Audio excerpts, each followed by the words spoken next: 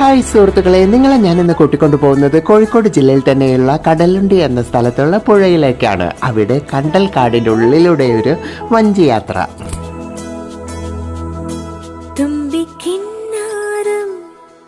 കേട്ടില്ലല്ലോ തുമ്പപ്പൂക്കാലം, ഞാൻ കണ്ടില്ലല്ലോ സ്നേഹം കാണാതെ തീരം പോയല്ലോ.